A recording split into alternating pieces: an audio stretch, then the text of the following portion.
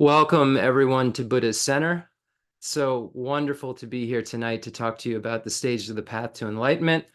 As we've said, that's been passed down from Buddha Shakyamuni through the Nalanda Pandits, through the Tibetan masters, and it lands right here in our laps. And we're so fortunate to have this tradition in our lives where we can get the answers to so many questions that I know that I was looking for and still seek answers to, and that Buddhism really has been, a saving grace when it comes to those unanswered questions for me, and in terms of a pathway to be able to try to achieve the things that I've always wanted to achieve in terms of states of mind, of peace, and so forth, that I was never able to achieve.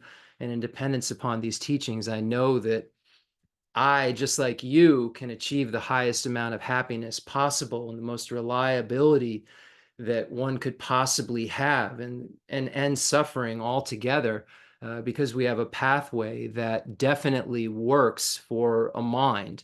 And if you have a mind, you can necessarily evolve that mind to its highest potential, and that is Buddhahood. So before we get started, let's begin by setting the most amazing motivation, a beautiful motivation, the motivation to become a Buddha for the sake of all sentient beings. Let's set this motivation, even if it's in a contrived way, even if you don't really feel it. Say, I'm attending this teaching in order to become a Buddha for the sake of all sentient beings. And by doing this over and over again, we familiarize our mind with that intention, and eventually our mind will just work like that. And that motivation to become a Buddha for the sake of all sentient beings, combined with the wisdom realizing emptiness, will allow us to actually achieve that goal. So once again, we're setting the motivation tonight to be able to become a Buddha. This is why we're attending the teaching. We're attending this teaching in order to get rid of the afflictive obstructions that keep us in samsara, get rid of the obstructions to omniscience that keep us from experiencing the highest amount of happiness possible, the most amount of reliability one could ever have, because one would have perfect love, perfect compassion, perfect skillful means, perfect power, perfect wisdom, this perfect, excellent quality of knowing reality and diversity simultaneously, conventional and ultimate truth simultaneously, and this perfect quality, this excellent quality of caring for others, that we will all possess in dependence upon the pathway of the union of method and wisdom. And the wisdom is the wisdom realizing emptiness, and that method we know is compassion, is bodhicitta, this mind that wishes to become a Buddha for the sake of all sentient beings, that pushes us towards the goal of seeing emptiness as a bodhisattva, and makes us want to get to that as quickly as possible, because it's only that one liberating path, which is the wisdom realizing emptiness, that when combined with bodhicitta can allow us to experience the state of Buddhahood, this waking up that we will all experience in dependence upon this path. All of the Buddhas are working for our needs at this moment, trying so hard to explain to us that the way that we perceive things, our natural way of thinking, is really backwards. Our natural way of thinking is to think that things objectively, inherently, intrinsically exist by way of their own character. They can be established that way. Our natural way of thinking is to cherish ourselves more than others. And we have to undo this. Our natural way of thinking is to think that things are permanent when they're really impermanent. Our natural way of thinking is to think things are happy that are actually suffering. Our natural way of thinking is to think that things are clean that are actually unclean. Our natural way of thinking is to think that we and others and other phenomena other than person possess a nature that they just don't. And all of these things need to be undone so that we have a discerning mind related to these things that tally with reality.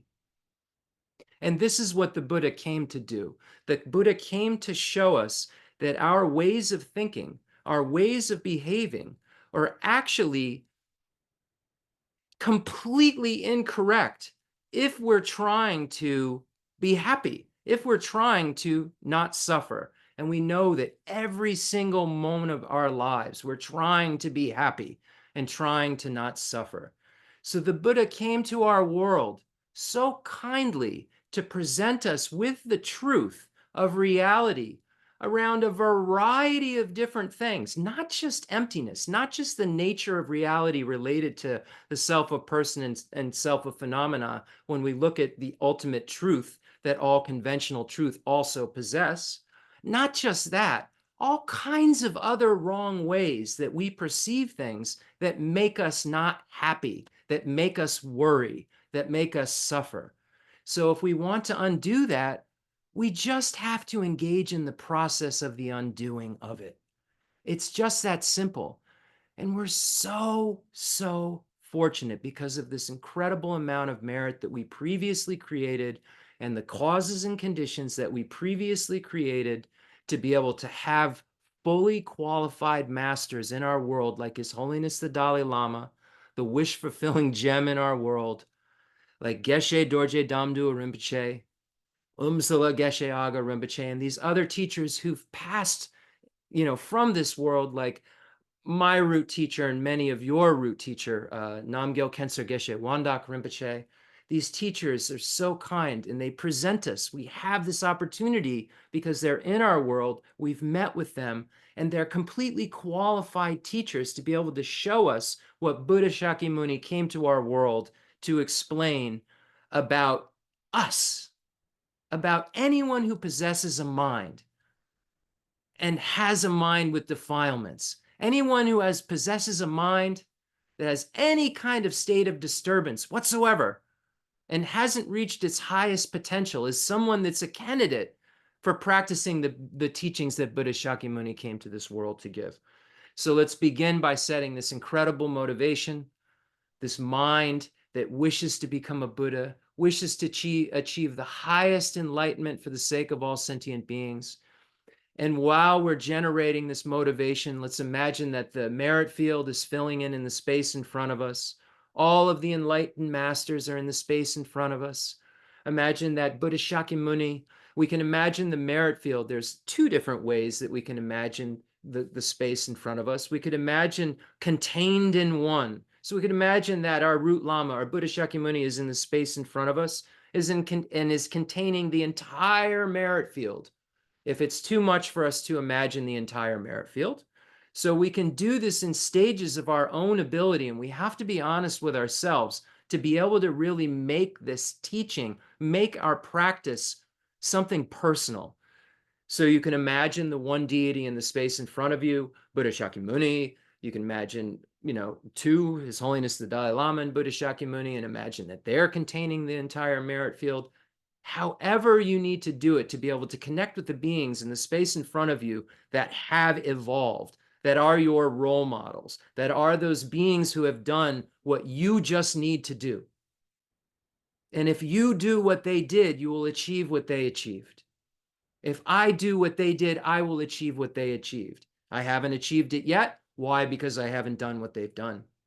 And I look at those beings in the space in front of me as a guide, as a being that says, hey, I had a mind that was defiled at one point too. And I, in dependence upon the same stages of the path to enlightenment that I'm teaching you, have transcended those defilements. It's so amazing that we have this precious nectar. So imagine if it's all contained in one or contained in two, or imagine the entire merit field in the space in front of you with all the enlightened masters, all of your root lamas, Buddha Shakyamuni, His Holiness the Dalai Lama, extensive deeds lineage, the profound view lineage, the lineage of blessings, all of the enlightened Tibetan masters. Imagine all the highest yoga tantra, performance tantra, action tantra deities, all of the 35 Buddhas, all of the protector deities, all of the holy beings. Imagine the space in front of you, looking into your eyes with immense love and compassion. The only being in the universe, the only beings, if you will, in the universe who can look at you without any even subtle form of self-cherishing is a Buddha. And imagine that experience of being able to be in the presence of beings who've completely extinguished the self-cherishing attitude, who've completely extinguished the self-grasping ignorance. These holy, incredible beings. Now imagine that you share this gift with all sentient beings. Use the practices that we've been talking about, all of those things that we have to do in order to try and generate the mind that aspires to enlightenment, trying to generate great compassion for sentient beings, affection for beings, really just trying to generate this idea that every single sentient being in the universe should be an object of observation of our affection, of our compassion, of our altruism.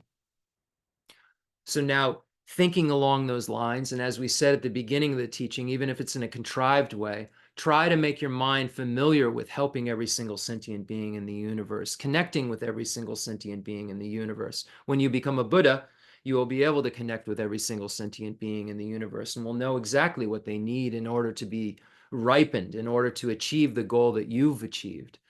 Start laying the tracks in your mind to be able to become familiar enough with that to be able to have it actually be the resultant state of your existence.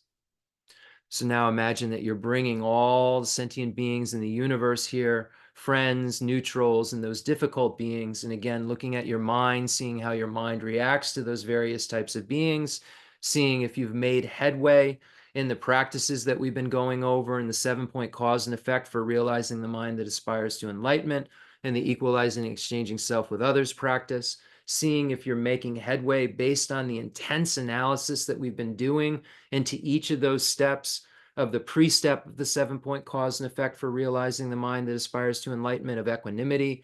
And now we've gone over those first 2 steps, recognizing sentient beings as our mother and remembering their kindness. And tonight we'll move on to wishing to repay their kindness and then to love through the force of attraction, great compassion, altruism, and then the result of bodhicitta. So hopefully there's been an evolution of your mind in some ways, that you feel differently than you did last week or the week before, the year before.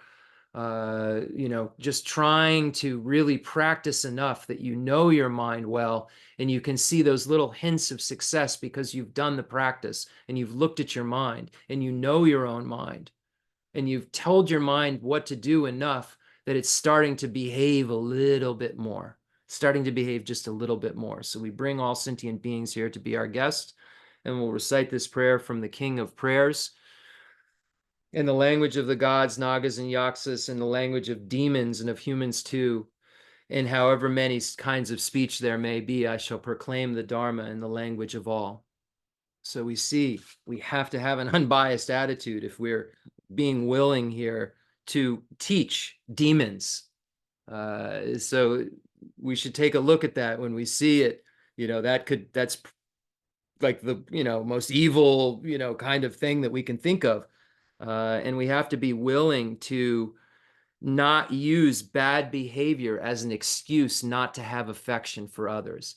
It can't be an excuse, according to the great Panchen Losang Yeshe. It can't be our excuse, our reason for not wanting beings to have happiness, for not wanting beings to be free from suffering. It's not a valid reason when we go through the logical analysis of these steps. So we're imagining that we're bringing everyone here and we're able to help every single sentient being here, because we'll eventually see them all as lovable, even the difficult ones. And I know that sometimes for a being like me, that sounds far-fetched, to be able to have somebody, while simultaneously maybe beating me, wanting them to have happiness and the causes of happiness, and wanting them to be free from the suffering and the causes of suffering. And that's something a bodhisattva can do. So this is like a measurement. Am I a bodhisattva? No. There's a proof right there.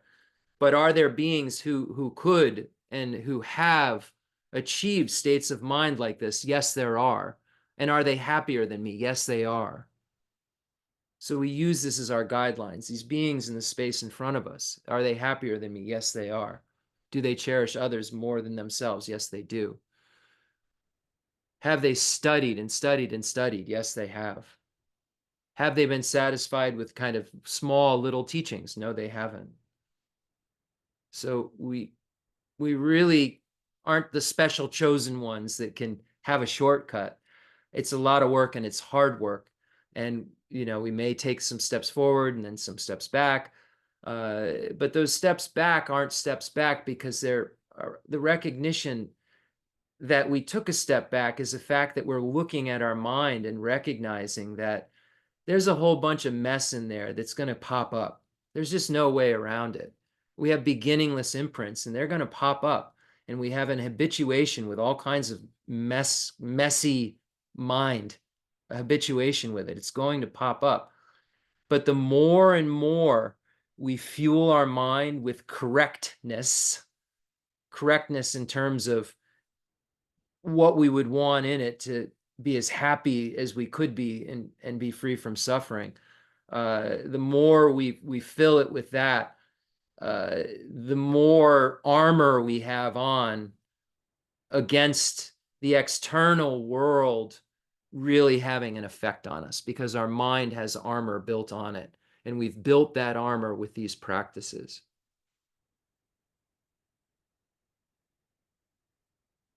So now we imagine that all sentient beings, hell, hungry ghost, animal, human, demigods, gods, are all here with us.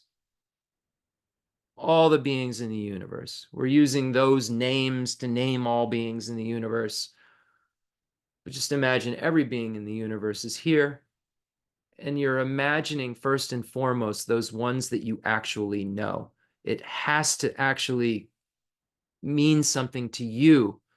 It can't just be, like a made up story you're trying to tell yourself, because it's not going to have really the kind of effect that it needs to have. It's the people that you're interacting with in your daily life, those strangers that you pass by when you see them on the street or on the sidewalk, or when you're in a supermarket or you're in a restaurant, and those people that you've come to know that you can consider a friend, that you've interacted with, that you're bringing in, not just your family members, you're bringing those friends in, even, people who have just newer friends. And then you have friends that you're more attached to than others. And you really see how your equanimity just flutters, even looking at friends and your varying degrees of attachment to friends, people you'd consider friends. This is what we work on to see if our minds are tallying with the reality that these books say they'll have to in order to have what we seek. So we're all here. All the enlightened beings are here.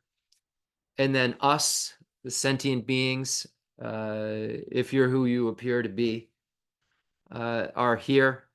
Any being with afflictive obstructions and or obstructions to omniscience, imagine they're all here, hearing exactly what they'll need to hear in order to abandon those negativities that were just mentioned, the afflictive obstructions and obstructions to omniscience. And that being said, imagine that the whole space in front of us transforms into Rajagriha, Vulture Peak Mountain, where the second turning of the wheel of Dharma was given, the teaching on the perfection of wisdom sutra, to the target audience of those followers, those target audience, the Madhyamaka followers, the students of Madhyamaka.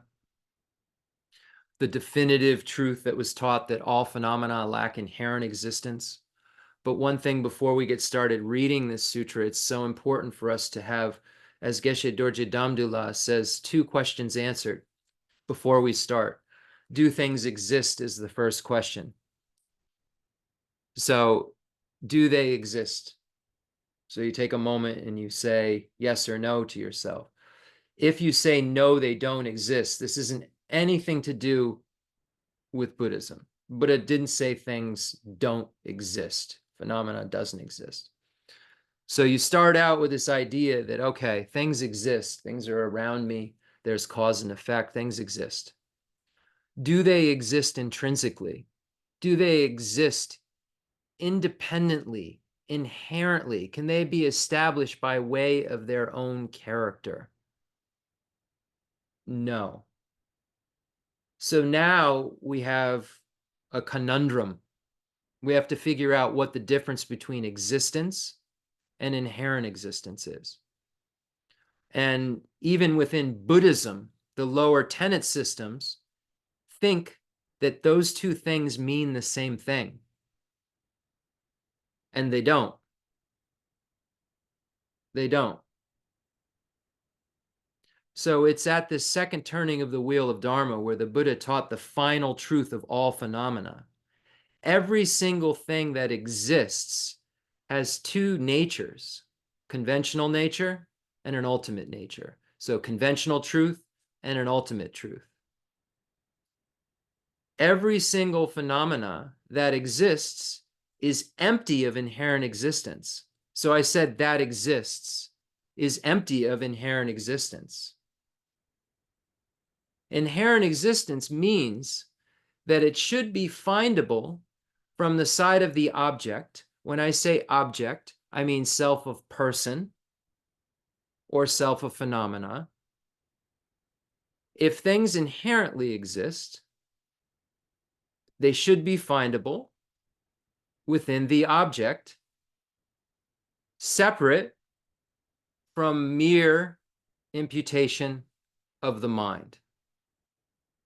So there should be a mode of existence from the side of the object, self of person, self of phenomena, that's findable.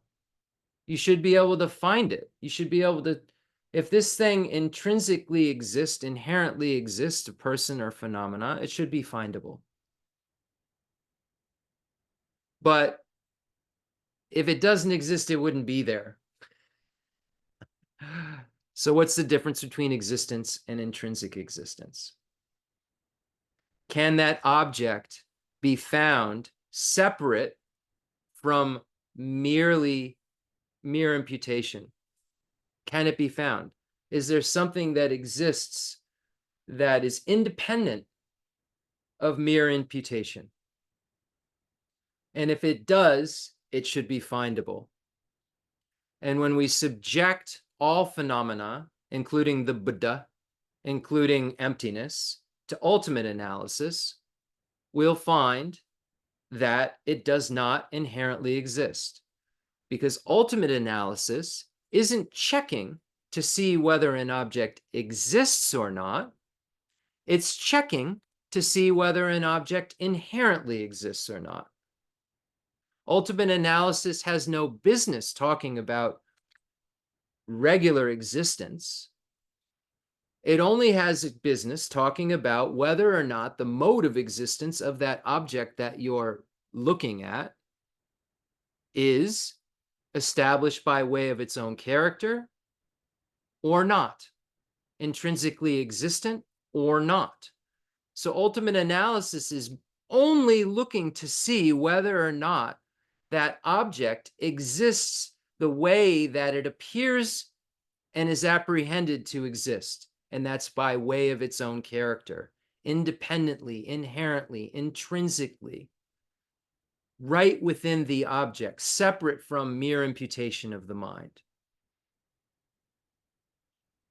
So when we look at the Heart Sutra, the Heart Sutra says that no, that thing is not findable from the side of the object. So when we subject this thing to this analysis to see whether intrinsic existence exists or not, we have a non-finding of inherent existence. And that's all the ultimate analysis is doing.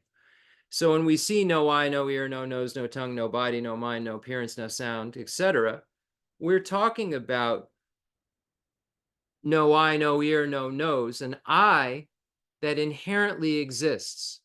There is no eye that inherently exists, or an ear that inherently exists. There is no ear that inherently exists. Why? When subjected to ultimate analysis, you come up with a non-finding. A non-finding of what? An inherently existent form, feeling, perception, formation, consciousness. Not an existent, an inherently existent one. One that exists from the side of the object, separate from mere imputation. So I encourage you to find out more about what that means. Study the tenet systems, study the staircase to get to that final view of emptiness, the staircase of the Vaibhashika school, Sautrantika school, Chittamantra school, and the Madhyamaka school. And within Madhyamaka, there's Svatantrika Madhyamaka and Prasangika Madhyamaka. Climb that staircase to that final understanding I encourage all of you, because I'm climbing it now. I'm trying to understand what that final view is. I'm trying to come up with what is the final object of negation.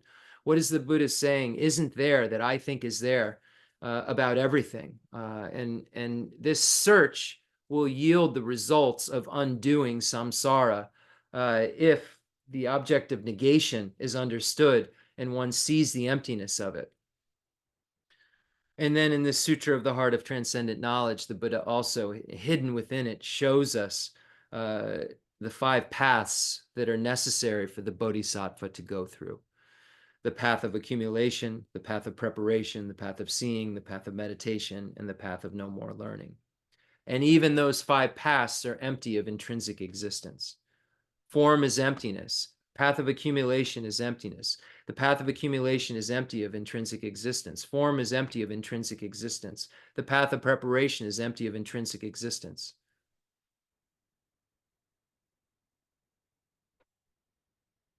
Emptiness also is the path of accumulation.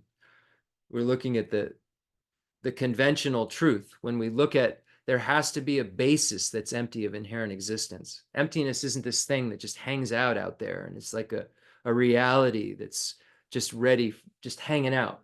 It's something that exists, is the nature of every single object in the universe. We just don't know it. And when we know it, we won't concretize things in the same way and give them the values that make us crazy. The Sutra of the Heart of Transcendent Knowledge. Thus have I heard once the Blessed One was dwelling in Rajagriha at Vulture Peak Mountain, together with a great gathering of the Sangha of monks and a great gathering of the Sangha of bodhisattvas. At that time, the Blessed One entered the samadhi that expresses the Dharma called profound illumination, and at the same time, noble Avalokiteshvara, the Bodhisattva Mahasattva, while practicing the profound Prajnaparamita, saw in this way. He saw the 5 skandhas to be empty of nature. Then, through the power of the Buddha, Venerable Shariputra said to noble Avalokiteshvara, the Bodhisattva Mahasattva, how should a son or daughter of noble family train who wishes to practice the profound Prajnaparamita? Addressed in this way, noble Avalokiteshvara, the Bodhisattva Mahasattva, said to Venerable Shariputra, O Shariputra, a son or daughter of noble family who wishes to practice the profound Prajnaparamita, should see in this way.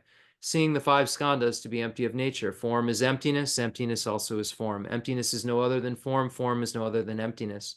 In the same way, feeling, perception, formation, and consciousness are emptiness. Thus, Shariputra, all dharmas are emptiness. There are no characteristics. There is no birth and no cessation. There is no impurity and no purity.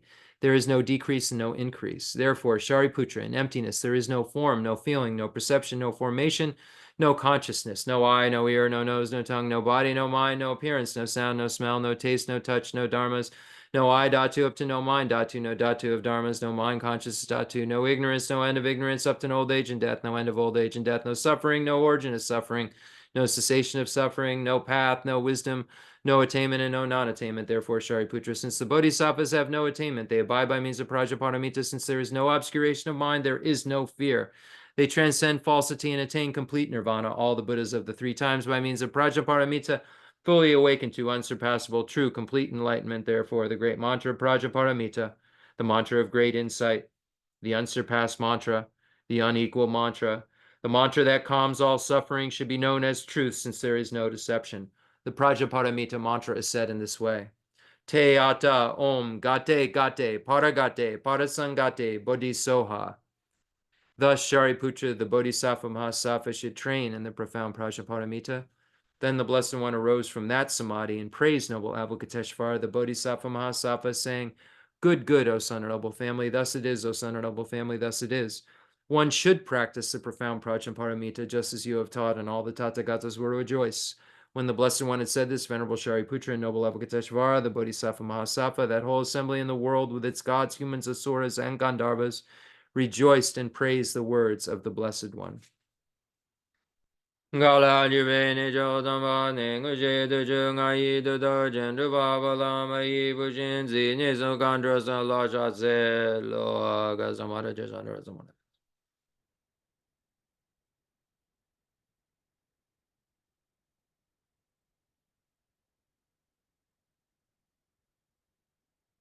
Agha Zamara Jazandara Zamara ya me de adon gadi gadi baragadi barazangadi badizo ababa gonje sanji gai de me doji je labadaji me badoji shiwa doji dagi baji me doji sanji je ningai zo ha Gerin donja je je je wa da me de nu be jen dan de wa dan dan ba jun jin bon zon zon je ji da ji de jan den da de le jo. Mandala offering is a request for teaching. The fundamental ground is scented with incense and strewn with flowers, adorned with Mount Meru, the four continents, the sun, and the moon. I imagine this is a Buddha land and offer it. May all sentient beings enjoy this pure realm. Holy Lamas high, wrap the sky of your Dharma bodies in massive clouds of knowledge and love, and let them pour upon the earth of your disciples as we are ready, a shower of rain, the teachings deep and wide. The source of all my good is my kind Lama, my Lord. Bless me first to see that taking myself to him in the proper way is the very root of the path, and then grant me then to serve and follow him with all my strength and reverence. Bless me first to realize that the excellent life of leisure I found just this once is ever so hard to find and ever so valuable. Grant me then to wish and never stop to wish that I could take its essence night and day. My body and the life in it are fleeting as the bubbles in the sea froth of a wave. Bless me first thus to recall the death that will destroy me soon, and help me find sure knowledge that after I have died, the things I've done, the white or black, and what those deeds will bring to me, follow always close behind, as certain as my shadow. Grant me then ever to be careful to stop the slightest wrong of the many wrongs we do, and try to carry out instead each and every good of the many that we may. Bless me to perceive all that's wrong with the seemingly good things of this life. I can never get enough of them. They cannot be trusted. They are the door to every pain I have. Grant me then to strive instead for the happiness of freedom. Grant that these pure thoughts may lead me to be watchful and to recall what I should be doing. Grant me to give the greatest care to make the vows of morality the essence of my practice. They are the root of Buddha's teachings. I have slipped and fallen into the sea of this suffering life. Bless me to see that every living being, everyone my own mother has fallen into. Grant me then to practice the wish for enlightenment, to take on myself the task of freeing them all. Bless me to see clearly that the wish itself is not enough, for if I am not well trained in the three moralities, I cannot become a Buddha. Grant me then a fierce resolve to master the Bodhisattva vows. Grant that I may quickly gain the path where quietude and insight join together, one which quiets my mind from being distracted to wrong objects, the other which analyzes the perfect meaning in the correct way. Grant that once I have practiced well the path shared and become a vessel that is worthy, I enter with perfect ease the way of the diamond, highest of all ways, holiest door to come inside for the fortunate and good. Bless me to know with genuine certainty that when I've entered thus, the cause that gives me both the high attainments is to keep my pledges and my vows most pure. Grant me then to always keep them, even if it costs my life. Bless me next to realize as well as I can the crucial voice of both the steps, the essence of the secret ways. Grant me then to practice as the holy ones have spoken, putting all my effort in and never leaving off the practice of the four times highest that there is. Bless me, grant me that the spiritual friend who shows me this good road and all my true companions in this quest live long and fruitful lives. Bless and grant me that the rain of obstacles, things within me or outside me that could stop me out, stop and end forever. In all my lives, may I never live apart from my perfect lamas. May I bask in the glory of the Dharma. May I fulfill perfectly every good level, every good quality of every level and path, and reach then quickly the place where I become myself the one who holds the diamond. I send forth this jeweled mandala to you, precious Guru. I go for refuge until I am enlightened to the Buddha, the Dharma, and the Sangha. By the merit I create by teaching the Dharma, may I become a Buddha to benefit all sentient beings. I go for refuge until I am enlightened to the Buddha, the Dharma, and the Sangha. Through the merit I create by teaching the Dharma, may I become a Buddha to benefit all sentient beings. I go for refuge until I am enlightened to the Buddha, the Dharma, and the Sangha. By the merit I accumulate by teaching the Dharma, may I become a Buddha to benefit all sentient beings. Okay. Thank you so much, everyone, for being here. I really, really appreciate the opportunity to share these teachings with you. It's amazing that we have them in our lives. And, we've been doing this rigorous look at the 7-point cause and effect for realizing the mind that aspires to enlightenment, and using so many resources to explain it. And it's incredible how kind Lama Tsongkhapa is for being so thorough, to point out so many things and to lead us in different directions. And not just Lama Tsongkhapa's thoroughness, we see this tradition of scholars that spring as commentators on Lama Tsongkhapa's tradition that are, advanced meditators that meditated on these topics and then wrote down things that they found helpful to practitioners like us. Shortcuts, if you will. If our goal is to discover something as quickly as possible, let's take all the shortcuts that there are. If there's any way that we can realize something a little bit quicker, let's take it. And when we're spoon-fed these things, and we're able to see little tricks of the trade of a mind of a high meditator, we're able to use those techniques to be able to transform our own minds. So this is why we've been using so many different resources to explain this stuff, and not to just try to show off. It's to try to look at all the different potholes that can be filled and make our minds smooth with this information. And that's the name of the game. So I wanted to kind of just back up this idea of study, this idea of don't just sit and meditate. That's not going to be enough. Don't just take a simple instruction about impermanence or a simple instructions about mindfulness of breath or mindfulness of body or feeling or mind or phenomena. Don't just take a simple meditation you learn over a weekend and think that that's going to undo a problem that's been there since beginningless time, a problem that gives rise to so many other problems and wrong ways of thinking, that there's just innumerable things that have to be cleaned up and fixed within our mind. And the techniques to fix them are innumerable techniques.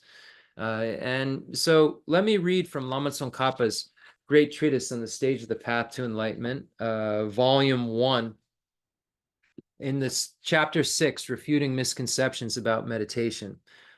So I think it's just important during this day and age. I'm hearing that there are a lot of strange teachings being given, leaning towards nihilism, simple teachings being given as secret teachings, as shortcuts that aren't shortcuts, like a lot of hard work, but shortcuts that during that hard work we can use, like those passed down from various pandits and great meditators that say, hey, maybe if you use this kind of technique to think, your mind will mature quicker, it'll turn quicker towards right.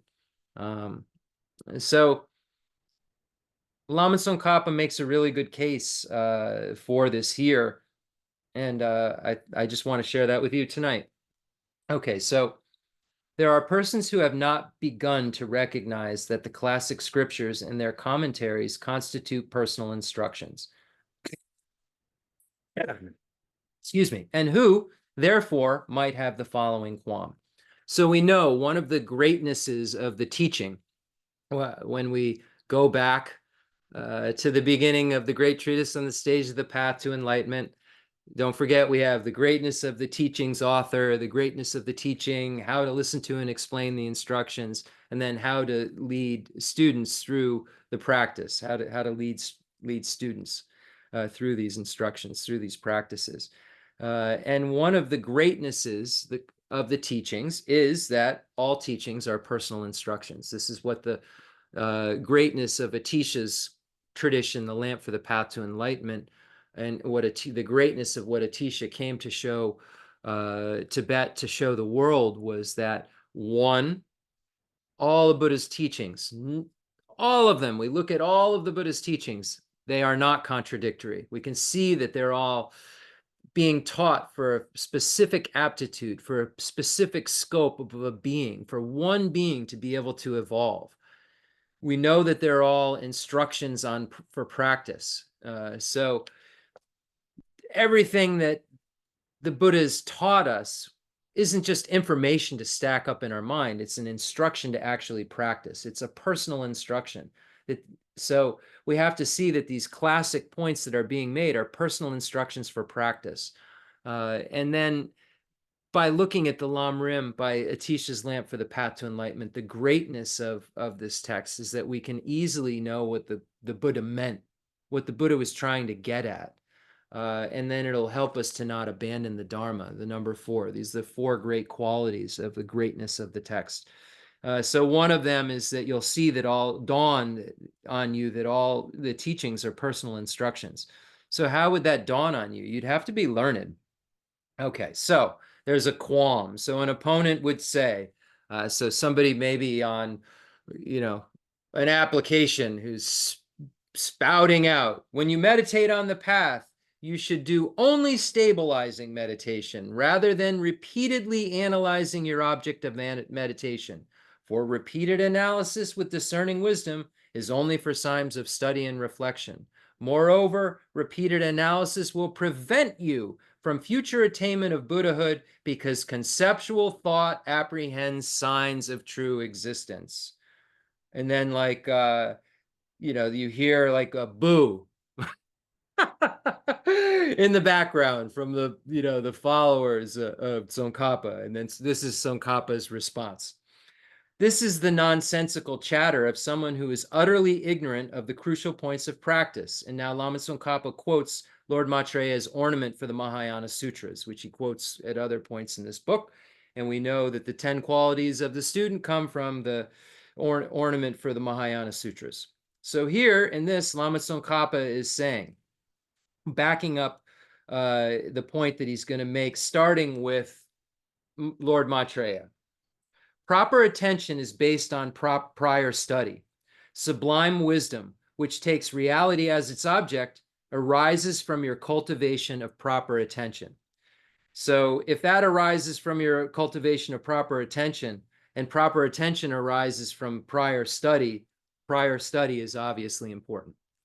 Here Lord Maitreya teaches that you should use the wisdom that comes from reflection to attend properly to the meaning of what you have studied. From this, there will arise the wisdom that comes from meditation and perceives reality. Therefore, first study with someone what you intend to practice and come to know it secondhand. So this is what we're trying to do. The general outline, come to know it secondhand. Next, use scripture and reasoning to properly reflect on the meaning of what you have studied, coming to know it firsthand. So you have the outline. Now you use scripture and reasoning. So now you know the points that are being made. You have this first study with someone what you intend to practice. So study it, and then use scripture and reasoning and reflect on the meaning of what you've studied and know it firsthand. Once you determine the meaning of what you originally intended to practice with this kind of study and reflection, and you will have no doubts, then familiarize yourself with it repeatedly. We call this repeated familiarization, meditation. Thus, you need both repeated analytical meditation and non-analytical stabilizing meditation. When we look at meditation, meditation can be divided into two categories, analytical and fixed meditation. Because meditation involves both non-analytical stabilization on the meaning of what you originally intended to practice, that was determined through study and reflection and the use of discerning wisdom to analyze the meaning. Therefore, to claim that all meditations are stabilizing meditations is like taking one grain of barley and saying, this is all the barley grains there are.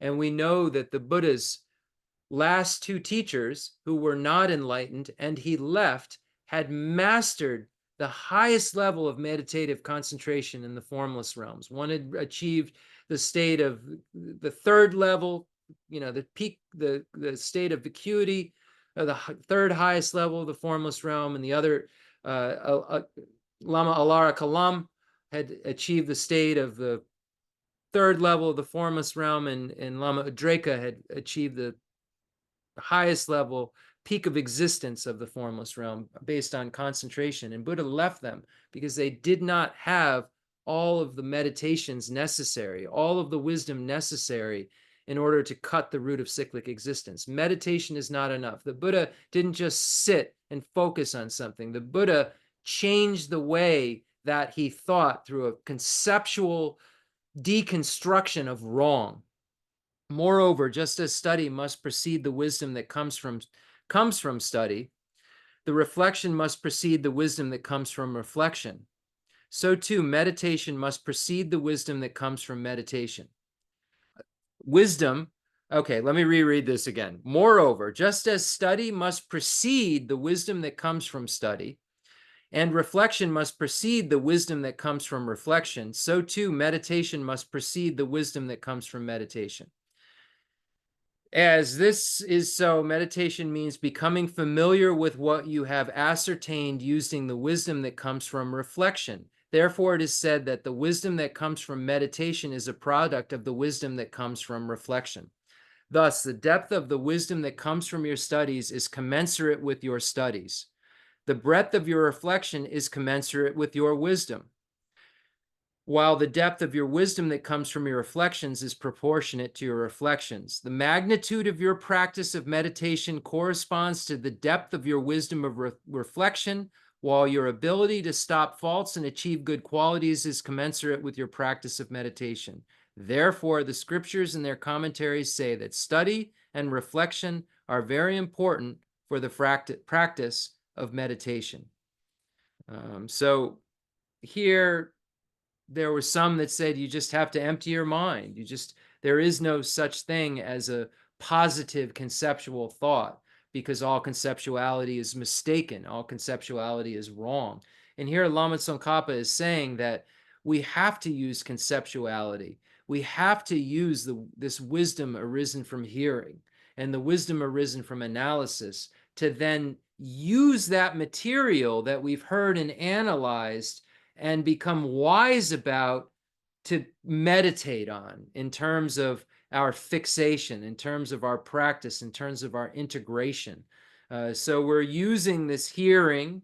We come, to hear something secondhand, as it says, and then we analyze it, and it becomes our first hand. And use reasoning, it becomes our first hand kind of wisdom, and then that first hand wisdom we then use for meditation, use for a deeper level of mental state in relation to it. So it's really important that we study. We know what it is that we need to do. We know what it is that we're trying to undo and how to undo it and why we should undo it. And when this gets undone, and when this gets undone, and how that can't get undone without undoing this. It's so important to know all of the stages that are necessary in order to fix our minds. Just sitting and, quietly is great. It may make you feel better. It may reduce your stress. But a squirrel can sit quietly in the woods and not evolve in the least, as my teacher used to say. We can just zone out and think that we're actually meditating. But a zone out is an antidote to wrong, isn't an antidote to a wrong way of thinking. Just making ourselves calm doesn't serve as an antidote to the ignorance that we have just smeared all over our minds. So we have to learn what it is and then make sure what we learn makes sense, discover it for ourselves, make it not secondhand, make it firsthand. And then that discovery that it's actually accurate is something we throw ourselves into in our meditation, because we've discovered it through hearing and then secondhand, and then it becomes firsthand information. And then, like I said, when the teaching started, we've been kind of like led around by self-grasping ignorance, self-cherishing attitude, and our mind has just done whatever it wanted to do. We've never really been in control of it. We don't really know how to tell it what to do. And in Lama Tsongkhapa's great treatise on the stage of the path to enlightenment, in the section before that, on the meditation section, it talks about this very problem. It says, that which is known as meditation is the act of sustaining an object of meditation and specific subjective aspects by repeatedly focusing your mind on a virtuous object of meditation. The purpose of this is as follows. Here comes the kicker. From beginningless time, you have been under the control of your mind. Your mind has not been under your control. Furthermore, your mind tended to be obscured by the afflictions and so forth. So not only has your mind been out of control and controlling, been the controller, it's been the afflicted mind that's leading you around. Thus, meditation aims to bring this mind, which gives rise to all faults and flaws, under control, and then it aims to make it serviceable. Serviceable, meaning you tell your mind what to do. You tell your mind, I'm going to meditate on this. I'm going to study this. And you then, once your mind is serviceable and you can actually put your mind in a place that you want to, whether it's through if you're telling your mind, I want you to analyze now, or I want you to engage in fixed meditation now, it's serviceable enough to be able to do that so that you can actually discover reality. You might try to sustain your meditation by jumping to this and that object of meditation. You may consider setting up, according to your wish, a variety of virtuous objects of meditation in no specific order. Though you may do this, you will not be able to take up your object of meditation with this method. Consequently, you will greatly hinder your mind's ability to be directed as you wish towards a virtuous object of meditation. If you have made this a habit from the start, the virtuous practice of your whole lifetime will be flawed. Wow. Therefore, from the beginning, firmly determine the definite order and enumeration of whatever objects of meditation you wish to sustain. Tell your mind what to do. You get on your cushion. Now I'm going to meditate on the 7-point cause and effect. I'm going to then focus in on recognizing all sentient beings are my mother. I'm not going to allow my mind to, get pulled away, even to let it then meditate upon emptiness. I didn't tell my mind to meditate upon emptiness.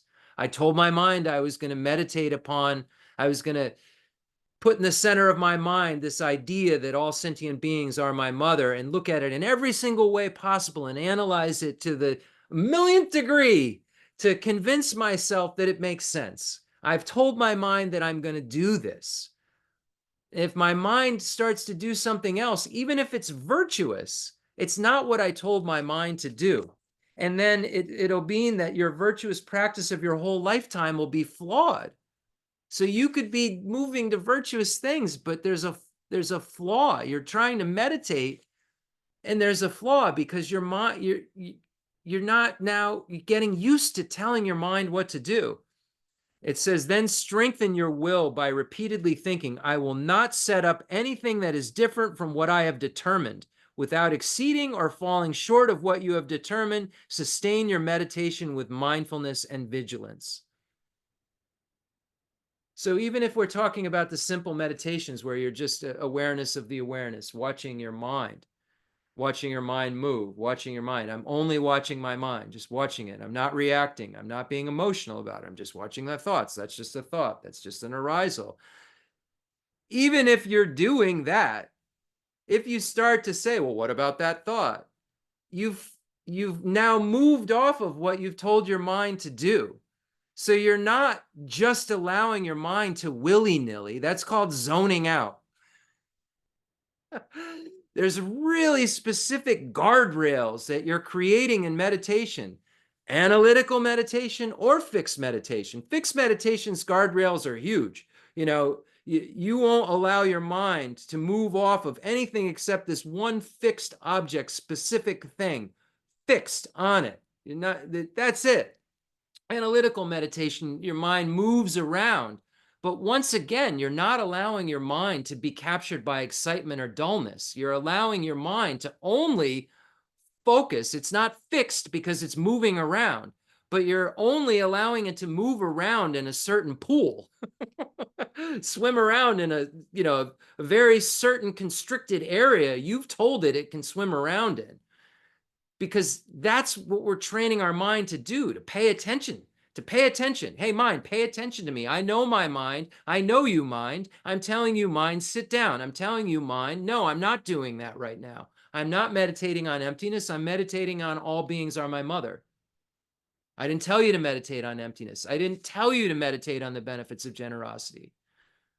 So it's not just guardrailing, if we're meditating on the image of Buddha Shakyamuni in the space in front of us, an arm length away, about the size of our thumb, eye height, and we're doing this, imagining fixed, just this mental image of Buddha Shakyamuni, and we're telling our mind we're only going to focus on that, and we're not allowing any other object of observation. We're not allowing any sensory object, we're telling our mind, and we're not allowing any other mental object than the one that we're fixed on. Likewise, our analytical meditation, we're telling our mind what to do. And I know if you have a mind like mine, this happens to you all the time. Sitting down to do a beautiful meditation, going through the steps, thinking about all sentient beings, and somehow or another, it seems to be that the mind is very comfortable. Hold on, I'm doing this weird thing.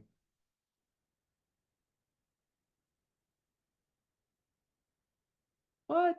I'm putting that thing in great. Okay, I'm verified as a human being.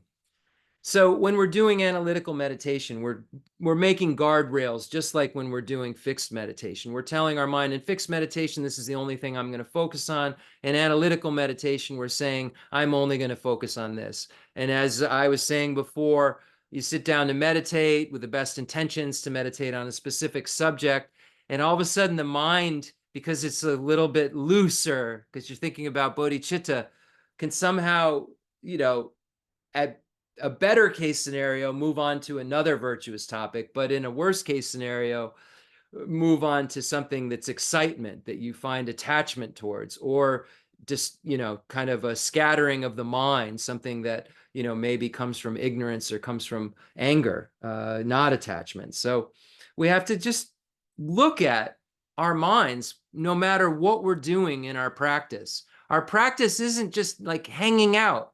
We're not like just trying to be cool and hang out and light some incense and kind of just feel the vibe. We're trying to unfeel a bunch of stuff that we feel about things that's wrong. And we've got to be able to get our mind calmed down using fixed meditation. And we've got to get our mind to be able to be as bright as possible and as smart as possible, to be able to have the calmest mind in the world mixed with the smartest mind in the world, and then be an affliction destroyer, because the afflictions come from something that is the dumbest mind in the world. Self-grasping ignorance. So that's my story about why you should study. And I appreciate that some people were finding that making sense. So where are we? We're looking at the 7-point cause and effect for realizing the mind that aspires to enlightenment. We know that was passed down from Buddha Shakyamuni to Lord Maitreya to Arya Sangha, down through the extensive deeds lineage to Lama Salimpa, to Lord Atisha, and the incredible lay master Drontompa, and so forth, down through the Tibetan tradition into our laps because of the kindness of our lamas. So we know that this lineage comes from that. We looked at the equanimity practices and then came to the conclusion that we should have an open mind about all sentient beings and be equally willing to help every single sentient being in the universe. I won't go over the reasoning. We went over that very, very extensively. And then we went over the establishment that all sentient beings are our mother. We looked at everything from the Lankavatara Sutra, and these things serve as our foundation to kind of keep going back to as we look at kindness and wishing to repay kindness. We're using this as our foundation. These ideas from the Arya Sangha's levels of yogic deeds, and Lama Tsongkhapa's great treatise on the stage of the path to enlightenment, and Pabongko Rinpoche's liberation in the palm of your hand, and the first and second Panchen Lamas, Panchen Losang Chuji Jetsun and Panchen Losang Yeshe's texts, and the third Dalai Lama's text, the essence of refined gold. We've been looking at all of these things, and we looked at them in relation to this idea that all sentient beings are our mothers, and hopefully you're convinced. So now we're convinced that, we first became convinced that and open-minded about all sentient beings and equally willing to help all sentient beings. And then we've now become convinced because of our meditation. I haven't been convinced because I don't look at a bug and immediately say mama.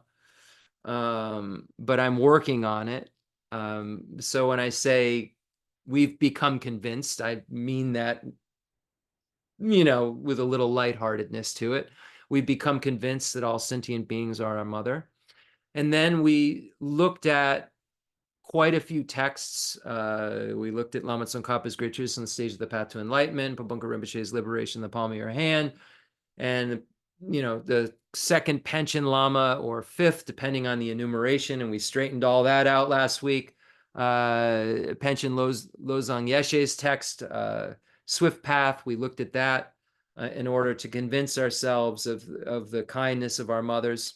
And let me just kind of bring us back to the place that we were, and then we can jump into the next topic, which is incredible. And Lama Tsongkhapa does an amazing job of pulling from all the different places to show us where this information comes from. So looking at 14th Dalai Lama's commentary on the third Dalai Lama's text, Essence of Refined Gold. And I really like His Holiness's commentary on, it's quite a short little bit, on the second cause, the mindfulness of the kindness of all sentient beings, remembering the kindness of all sentient beings. So we recognize they're our mother, and then we went to remember their kindness. And I just want to put the kind of feeling back to you about this kindness, because it's going to be what catapults you into an I owe, I must repay. So you've really got to get this right. And in the Pension Lama's text, it talks about however long it's going to take you personally, you've got to get it right. You've got to get to the point where you see every single sentient being as kind. You have to get to that point. No matter how long it takes, you have to keep doing it, doing it, and doing it. It's not going to, these attitudes that we have where we cherish ourselves more than others and we think that enemies don't deserve our love, these attitudes that we have are really, really hard to undo and will take time. And we need all of this ammunition against against the self-grasping ignorance, the ammunition against the self-cherishing attitude. The real enemy is within us, the afflictions. The gross and subtle afflictions are our real enemy, and we need to find out what the antidote to those things are. We need to find out what the antidote to the gross self-cherishing attitude and the subtle self-cherishing attitude is, if we want expansive happiness, reliability, and freedom from suffering. The kindness of a mother is boundless and overwhelming. This is from His Holiness. She wants everything for her children. So you're thinking, to get to this next step after this, you need to be thinking about every single sentient being has wanted everything for you before. It's a really profound thing to think about. Every single sentient being in the universe has wanted everything for you at one point in time in their life. The kindness of a mother is boundless and overwhelming. She wants everything for her children. Every single sentient being in the universe has at one time, when you thought I am, wanted everything for you. Could she give enlightenment to them? She'd rush to do it. If we watch how mother birds sacrifice themselves to protect their children, how in order to feed their offspring, they even starve themselves until their feathers fall out and the flesh falls away from their body, we can appreciate the tremendous kindness of all sentient beings have shown us when they were reborn as our mothers in countless previous lives. Someone was willing to sacrifice themselves, starve, lose their parts of their body that kept them warm, just in order to care for us. Every single sentient being in the universe has done this for us.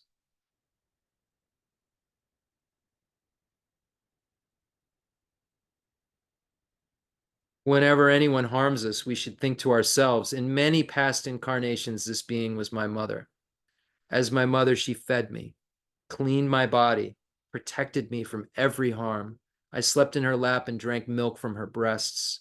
At that time, this person only benefited me and shared all possessions with me. The harm this person is now bringing to me is due only to the forces of negative karma and delusion.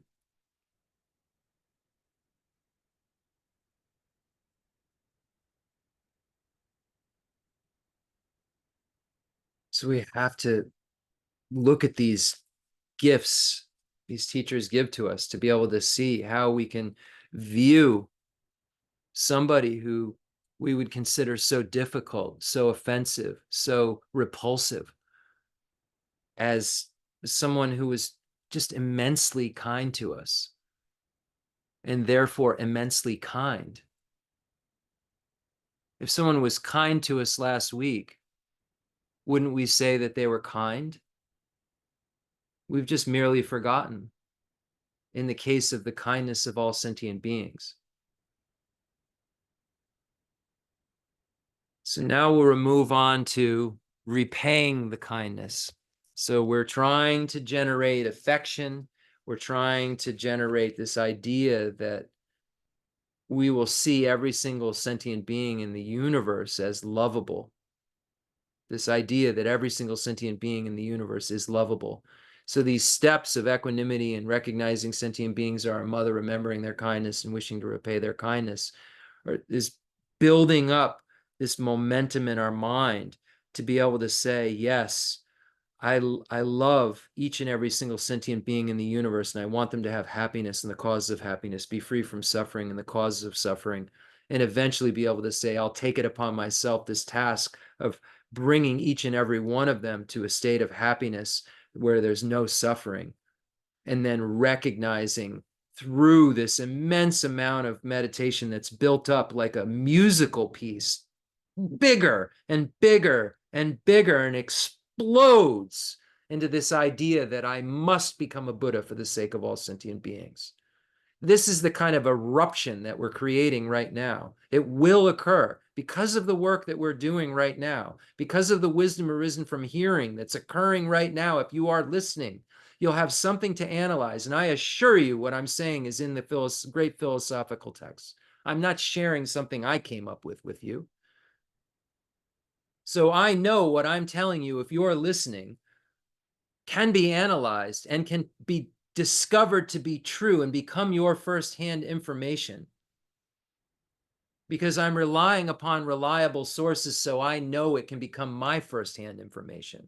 And you and I both are the same in having a mind that's defiled, if you're who you appear to be.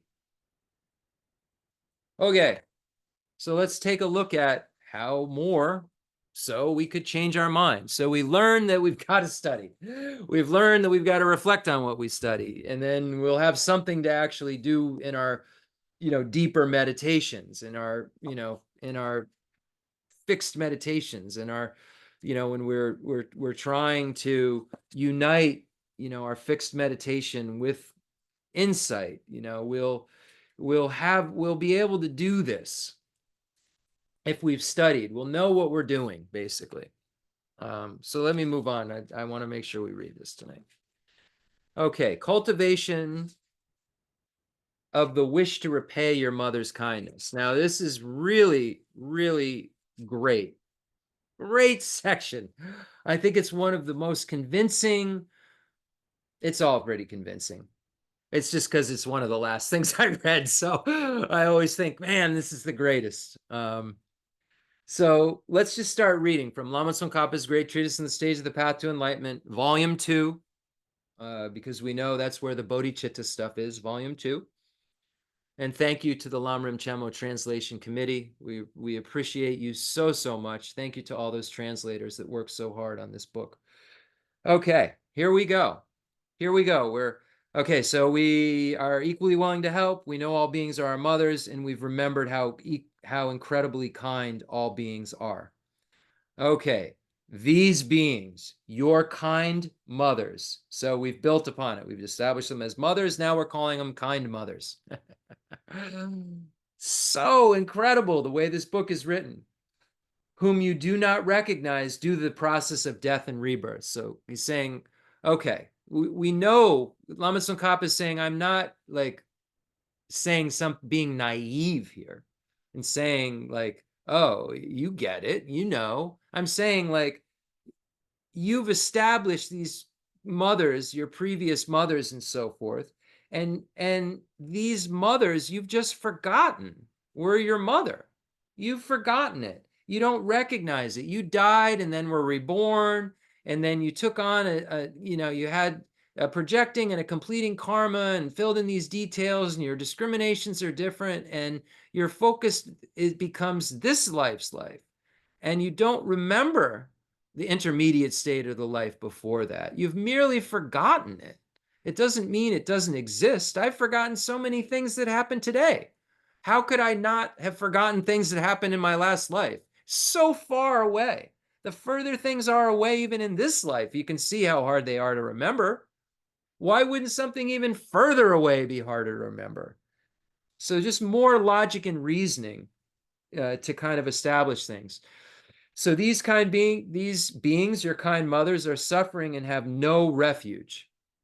So this is what you're thinking. You're thinking, okay, you've developed this, oh my gosh, these beings have been so kind. And now you're thinking, wow, they have no refuge.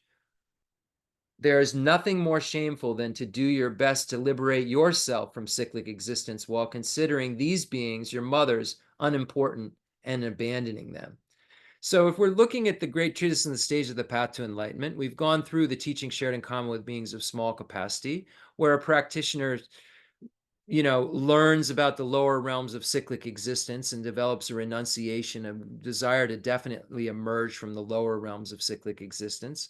And then the teaching shared in common with beings of medium capacity, where the being not only looks at the lower realms of cyclic existence as being distasteful, but also the higher realms of cyclic existence as being distasteful, and then wants to be liberated from those things. So the Lamrim Chemo is presupposing that this practitioner has now arrived at this place, and with renunciation, a wish to be free from cyclic existence, to be liberated. And now Lama Tsongkhapa is convincing such a practitioner, if I could only be such a practitioner, convince such a practitioner that it doesn't make sense just to want an individual liberation, just to hear as a solitary realizer abiding nirvana. That would be disgusting, because we've just proven to you, practitioner reader of this book, who knows that these teachings are stages of your mind, we know that you've just learned that you should have an open mind. All beings are your mother and they've been kind to you. So now you're going to abandon them and just become liberated for yourself. So this is the point that Lama Tsongkhapa has made. It's dissuading you before you become a bodhisattva from just going to the lesser vehicle system, from just going to the Theravadan system, an individual liberation system. He's persuading you to keep going, to keep meditating, to keep fulfilling these 6 causes for the result of bodhicitta. Don't give up. Don't fall to the lesser ideal. Don't abandon your high ideal. So here it's saying, Chandragoman's letter to a student says, so Chandragoman, an Indian pandit, was a lay person, an incredible scholar, a very, very long story of a previous life where he was trying to disprove the idea that future lives don't exist to a nihilist who believed that future lives don't exist, and then did a thing where he died and put something in his mouth and was sealed up and then was born as Chandragoman. You'll have to read the Namtar of this. But anyway, Chandragoman was an incredible scholar right away from a youth. Was starting to be able to, say a lot of very, very intelligent things right away and debate people right away. And ends up, the story will start, he ends up outside because he wants to go to Nalanda Monastery. And he's outside of Nalanda Monastery. And at that time, at Nalanda, if you were like a super duper scholar and you could, negate the non-Buddhist views at that time. If you were a super scholar, super debater, then Nalanda University allowed you to teach outside of the gates. Nalanda didn't want anybody representing the tradition, the monastery that was, a dummy, or that was going to be conquered, in debate, and then it would look like the tradition couldn't uphold its points, its philosophical tenets, which were important not because of competition, were important because those philosophical tenets keep you from suffering and allow you to achieve the most amount of happiness possible. So these are the stakes. We're not talking about competitiveness. We're talking about not wanting someone to, with a wrong view, defeat someone representing the Nalanda tradition, because then it wouldn't look like the Nalanda tradition had something to offer. And it was the only view, when we look at logic and reasoning, that has the ability to take one from that which causes cyclic existence to its removal and a freedom from cyclic existence. So anyway, he needed to be a big shot, really good scholar. So Acharya Chandrakirti is outside, and he's giving a teaching outside the fences of Nalanda Monastery, and he notices Chandragroman. He notices this is a holy being, and Chandragroman was a lay person. Woohoo! So don't say I can't do it because I'm a lay person. So Chandragroman was Acharya Chandragroman was a lay person, and so Acharya Chandrakirti says, "Oh, I would like you to come into Nalanda Monastery." And Chandragroman feels a little unease because he knows that he's going to be escorted in, and he's a lay person, and he feels a little uncomfortable, having all of these high, masters, these ordained masters, monks, greeting him as he came in. So he came up with an idea that he and Acharya Chandrakirti would ride a chariot side by side, and they would be holding, there would be an image of Arya Manjushri that they would be carrying in. So it would look like that everyone would be meeting Arya Manjushri, so that the monks wouldn't have to bow to, or it wouldn't be an uncomfortable situation because a lay person showing up. Chandragroman said that he knows the ordained is higher, and he didn't want a procession for a lay person from the ordained. So they set up this thing where it's okay, everybody can pay homage to Manjushri. So they're going in, and Acharya Chandragroman looks over at the statue of Manjushri and says to himself, "Wow, the statue is alive," and starts to sing the praises of Manjushri. And Manjushri is kind of at the way they have it is kind of at the head of the procession, and they're kind of behind it with their chariots. And Acharya Chandragroman starts to sing praises of Manjushri out loud. He's singing in this chariot, and Acharya Chandrakirti's next to him. And the statue looks back at Acharya Chandragroman.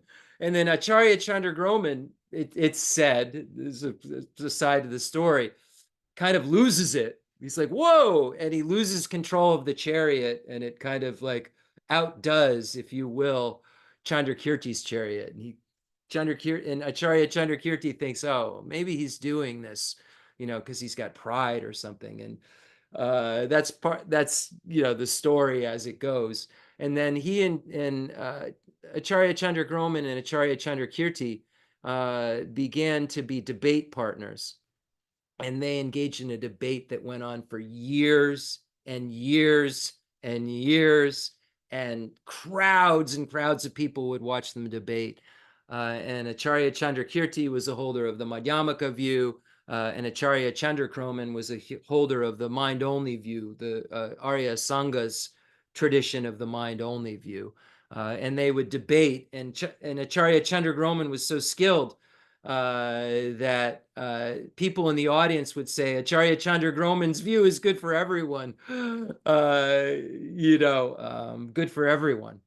So anyway, that's the story about that. So Acharya Chandragroman then is known for, being an incredible scholar, known for his work with grammar and grammar systems. And then also one such text is called The Letter to a Student. It says, while you see that your relatives are engulfed in the ocean of cyclic existence and are as if fallen into a pit of fire, there is nothing more shameful than to work for your own liberation, neglecting those who you do not recognize due to the process of death and rebirth.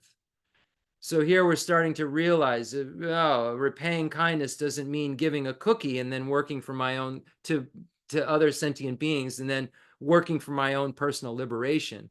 It means, how would I really repay their kindness? Well, what I want for myself is freedom from suffering. How could I think that I'm more important than them if they've been so kind? Therefore, reflect. If abandoning such kind beings is unsuitable, even for disreputable persons, how could it be appropriate in my case? And then assume the responsibility to repay their kindness. The same text states, Acharya Chandragroman's letter to a student states, the infant on the mother's lap cannot do anything, and suckles milk which flows through love. While through the same love the mother endures many hardships, who, even among the very disreputable, would like to abandon his or her own mother? Who, even among the most disreputable, wants to leave and abandon those who provided a home, who carefully looked after the child with compassion, and who are afflicted without refuge and suffering? So it's showing that all of these kind beings, these beings who are kind mothers, are suffering, they're afflicted, they're under the sway of ignorance, they're under the control of the afflictions. They have no refuge. They don't know what we know. They don't have the answers that we've been given. And then we will see Lama Tsongkhapa's brilliance, and in that now he'll, I want to read this through. He'll quote from Sri Ratnadasa's Praise of Infinite Qualities. And this is in an Indian Pandit. It says, it is not my way to liberate myself while abandoning these beings, whose blind ignorance ruins their intelligence, and who are my fathers and children, serving and lovingly helping me. Thinking this, I made personal aspirational prayers to liberate these protectorless beings. And then the question is, well, then how can you repay their help? No matter how much wealth and happiness your mother obtains in cyclic existence, it all deceives them. Thus you must repay their help, thinking, formerly my mothers were seriously wounded because of the madness of the afflictions possessed them. Then I produced a variety of further sufferings for these beings who were already suffering, as if I had applied sea salt to their deep wounds. Now I will establish these beings who lovingly help me in the happiness of liberation and nirvana. And then we'll end from Baba Vega, Acharya Baba Vega's Heart of the Middle Way. It states, furthermore, like applying salt to the wounds of those who have been possessed by the madness of their afflictions, I created suffering for those sick with suffering. Now, what else is there other than nirvana to repay with the help of those who in other lives help me with love and service? So every time that someone reacts to me in a way that I find displeasing, and I don't recognize that they are my mother and that they are kind and they're just sick, and then I retaliate, I yell at them, I double their suffering. I put salt in their wound. So these are our things we start to think about.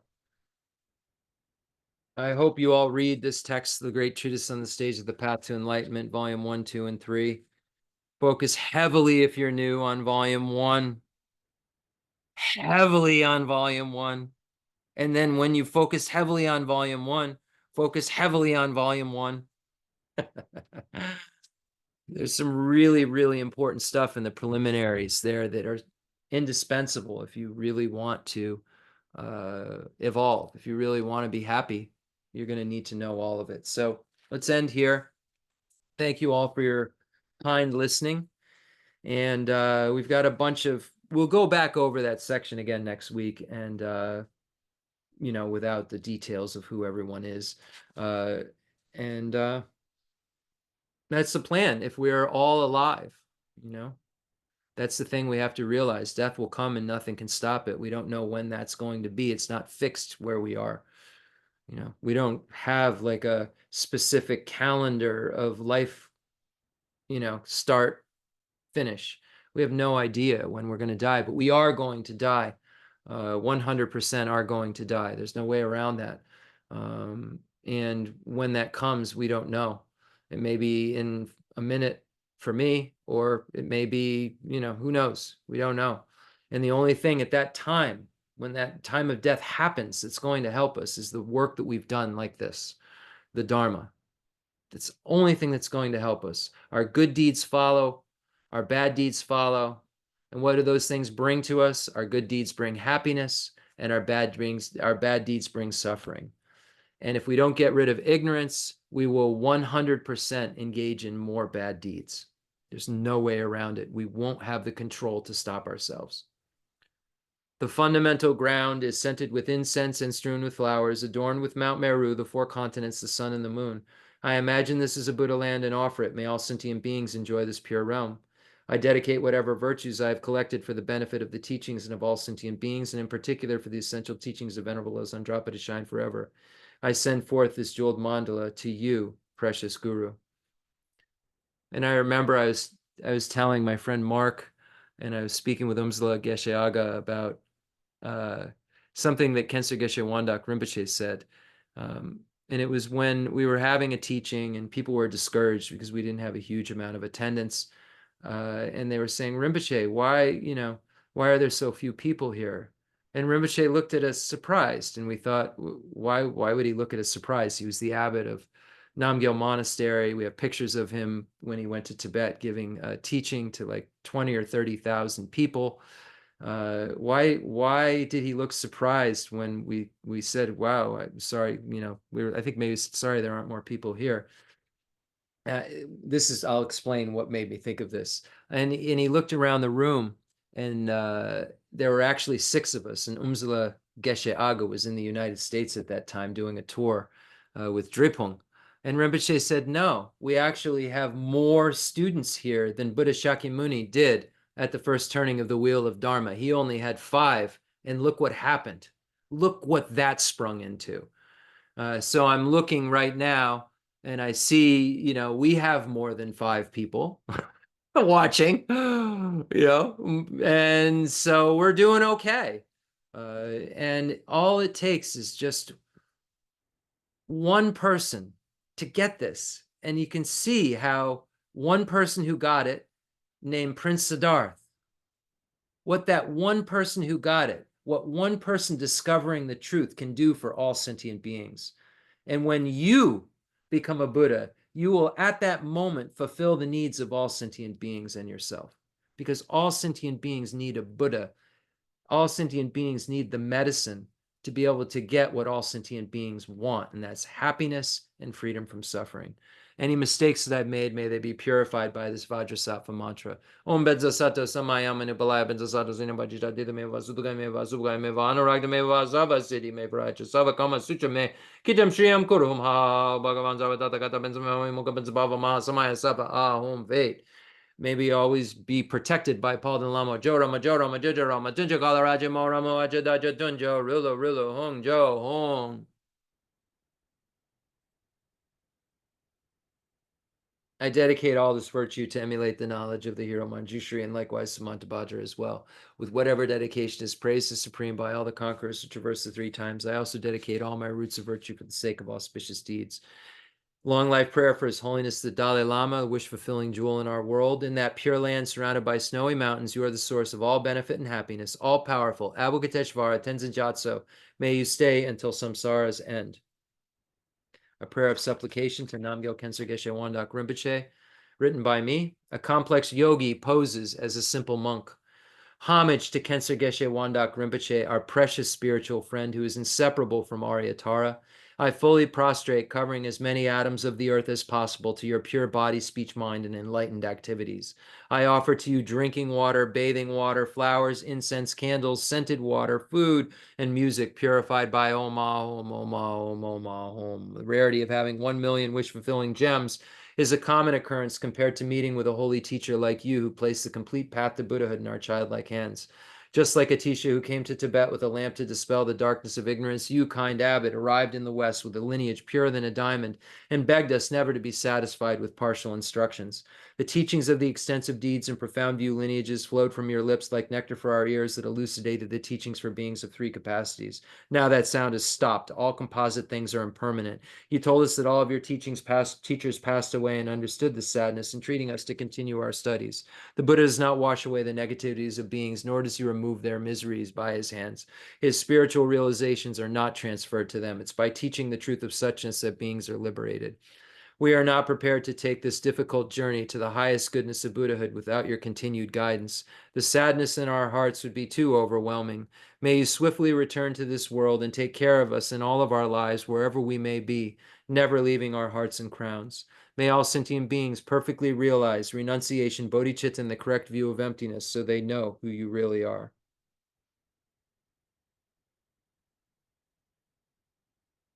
Thank you so much, everyone. We have a difficult world to navigate, and these teachings are really the medicine that allow us not to have to be so frazzled and worried and depressed and scared, and are really the solution uh, for all of humanity.